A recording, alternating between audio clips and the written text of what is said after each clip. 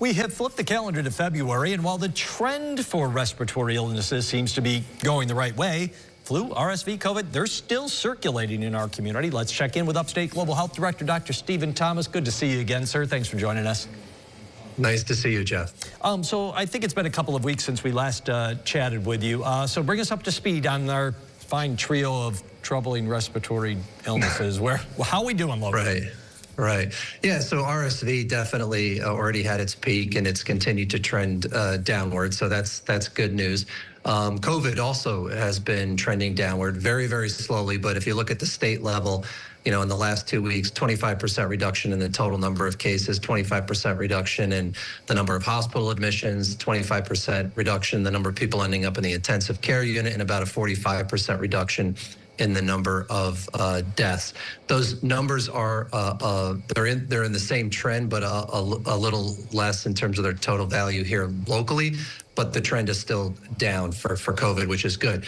What we're seeing, though, is we are seeing a little bit of an uptick in influenza, which we know can happen. We have seen that happen in previous seasons, where we get this kind of sawtooth pattern: declines, increase. But so we're seeing a little bit of that, and then we're seeing an uptick in something called rhinovirus and enterovirus, which is the most common viral causes of the common cold. So we're starting to see that tick up a little bit. So overall, I think good picture, but there's still respiratory viruses circulating out there. For sure, good to know.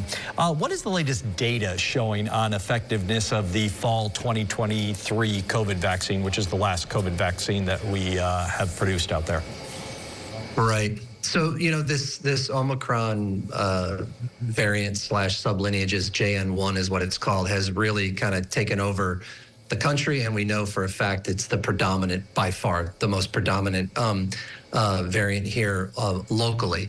And so this recent data that just came out from the CDC, it's good because it actually looked at the vaccine's ability to specifically protect against that sublineage, because it's, you know, the lineage in the vaccine is XBB. The lineage that's circulating is JN1, but they're cousins. I don't think they're first cousins, but they're at least maybe, you know, second cousins.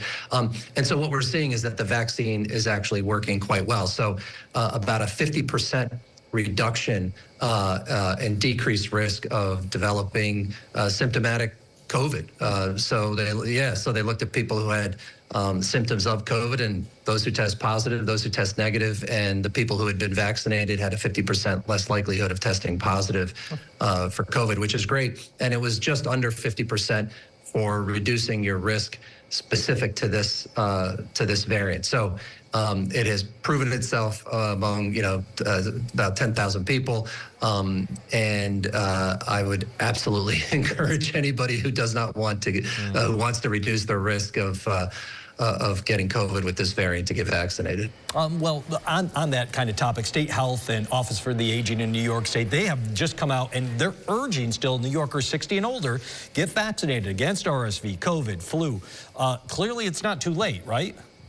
No, it's not too late. And we have, you know, in central New York, we kind of trail behind downstate and western New York in terms of when our respiratory season kicks off, but we also trail behind in terms of when it goes away. And we can have flu cases here till May, end of May. So that's still plenty of time to get benefit from the vaccine. And again, as I've said before, these vaccines don't give, they provide you benefit not just from lowering your risk from the disease itself, but also all the potential side effects of getting sick, you know, cardiopulmonary, heart disease, all these other things. It lowers your risk of having complications from disease. So yeah, I still think there's plenty of time to benefit from getting vaccinated. Quick answer, we have 30 seconds left. Can you get them all at once? Should you spread them out a little bit?